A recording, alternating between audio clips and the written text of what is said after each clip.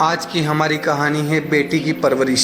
जिंदगी किसी को किस मोड़ तक ला सकती है। एक दिन कविता अपने पति से कहती है, कौन है ये बच्ची, बताते क्यों नहीं, क्यों लेकर आए हो इसे यहाँ? कविता, ये मेरी बच्ची है। माँ पापा मेरी शादी शिवानी से करने के लिए मान नहीं रहे थे, लेकिन मैं उससे बहुत प्यार करता था। अब वो इस दुनिया में नहीं है, लेकिन सन्निका की जिम्मेदारी मेरी है, इसे मैं अपने पास ही रखूंगा। कविता ये देखकर सुनकर सन्न रह जाती है।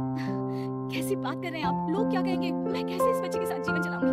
देखिए, इसे देखकर मुझे टेंशन हो रही है। आप इसे ले जाइए यहाँ से, मेरी भी तो बेटी है, मैं उसका हक कैसे मार दूं? दिनेश कविता को किसी तरह समझा लेता है। देखो सन्निका, ये आज से तुम्हारी माँ है, इन्हें तुम्हें माँ कहना है। कविता को तो सन्निका को देखना भी गवारा नहीं है, फिर वो उसकी माँ कैसे बन पाती? और शायद दिनेश भी ये हकीकत जानता था। देखिए, अब राधिका बड़ी हो गई है, उसके लिए किसी अच्छे घर का रिश्ता देखिए, शादी तो करवानी है ना। हाँ, लेकिन सन्निका उससे बड़ी है, पहले तो उसकी शादी तय करेंगे ना। जमाना जानता है कि वो एक नाजायज लड़की है, कोई उससे शादी क्यों करेगा? ऐसे भी आता है क्या उसे, जो कोई उसे अपने घर की बहू बनाएगा? तभी वहाँ सन्निका आ जाती है। पापा, मुझे स्कॉलरशिप मिल गई है, आगे का सारा खर्चा यूनिवर्सिटी वाले उठाएंगे। मैं कल ही वहाँ हॉस्टल में शिफ्ट हो रही हूँ। तो सुना दिया ना फैसला? अरे अब क्यों शिफ्ट हो रही हो, पहले ही हो जाती शिफ्ट, हमें यूं कॉलिंग तो ना होती हमारी। हाँ यार कविता, एक तो खुशी की बात है कि लड़की को कुछ आगे पढ़ने का मौका मिल रहा है, लेकिन नहीं, तुमको तो केवल ताना मारना ही आता है। जाकर देखो शिवानी क्या कर रही है। अरे हाँ, मैं शिवानी को दूध देना भूल गई, वो कैसे उठेगी? कविता को ये सुनकर गुस्सा आ जाता है। हाँ हाँ, अपनी किताबों से फुर्सत मिले तब ना। मेरी बेटी ना कुछ खाए ना कुछ पिए, यही तो चाहती हो तुम।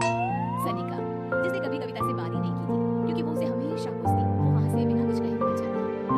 खाना तो पूरा बन गया, अब जाकर आराम से पैकिंग करती हूँ, कल बंद से निकल जाऊंगी। देखिए जी, वैसे तो ये लड़की मुझे एक आंख पसंद नहीं, अपने कमरे में पैकिंग कर रही है। अरे मुझसे तो कभी बात ही नहीं करती। आप साफ साफ बोल दीजिए उसे कि घर से जाएगी तो सारा काम कौन करेगा? उसकी माँ। माँ का नाम सुनकर सनिका भी वहाँ आ जाती है। नहीं, वो कैसे करेगी, वो तो मर गई है ना। उस मनहूस औरत को मेरे घर में यहाँ करने की कोई जरूरत नहीं है, समझी? ऐसे भी ना होते हुए भी तेरी शक्ल में लगता है कि वो हमारे बीच में ही है हमेशा से। तो ठीक है ना, जब जा रही हूँ तो क्यों प्रॉब्लम हो रही है आपको? सनिका घर से निकल गई थी। कविता ना चाहते हुए भी सनिका को रोक लेना चाहती थी, और वजह थी सिर्फ उसकी सोशल लाइफ में डिस्टर्ब हो जाना। कि तुम्हें कविता की सही है। क्या बात है, तुम परेशान सी लग रही है, सब ठीक तो है ना? क्या सनिका ने फिर तमाशा किया क्या? अरे नहीं, चली गई, वो तो ऑक्सफोर्ड की कोई एनजीओ है, उसकी स्कॉलरशिप मिली है। मेरा भाई बता रहा था कि उसका फ्यूचर ब्राइट है। अरे चलना, मुझे क्या तेरा तो पीछा छुड़ा उससे। कैसे क्या, घर का सारा काम करती थी, इसकी छोटी बेटी को भी तो उसी ने संभाला था। फिर उसकी छोटी बेटी का जो केस हुआ था, वो भी अपने सर ले लिया था। हाँ, तो बदले में सारा खर्चा भी तो हम लोग ही उठा रहे थे ना। और पता है, वो मुझसे बात भी नहीं करती, जैसे पता नहीं मैं ही उसकी माँ के मरने के लिए जिम्मेदार हूँ। अरे खुद को क्यों दोष दे रही है, तूने जो किया शायद कोई नहीं करता। कविता को समझ में नहीं आ रहा था कि उसके साथ ऊपर वाले ने ऐसा क्यों किया। वो शाम को घर आ गई है। आज तो बहुत खुश हो गई तुम, एक बला से छुटकारा मिला ना तुमको। बेचारी की जिंदगी नरक बना के रखी थी। वो तो कहते हैं ना, ऊपर वाला सब देखता है। देखो, चुन लिया उसने अपना रास्ता। कविता का मन तो करता है कि वो पति को सब कुछ सुना दे, लेकिन सामने सास खड़ी होती है। ये तो है, बेचारे को खाना बनाने से लेकर घर के सारे काम करने पड़ते थे।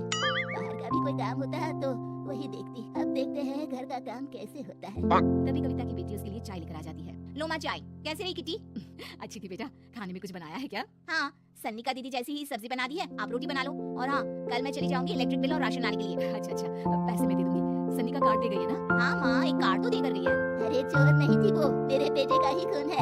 बता रही कितना घमंड भरा है इसमें। अरे छोड़ो ना माँ, जिसको जो बनना था वो बन ही जाएगा। अच्छा माँ, कल चलना है उसके कॉलेज में, सभी पेरेंट्स को बुलाया गया। अब कविता तो जाने से रही, तो हम ही साथ चलते हैं। हाँ बेटा, उस दिन माँ की बेटी का है ही कौन। अब क्या था, कविता का गुस्सा फूट पड़ता है। हाँ, प्रभु के जैसे तो इंसान नहीं देखे मैंने। अरे मेरे सामने ही अपनी नाजायज बेटी को लाकर बिठा दिया।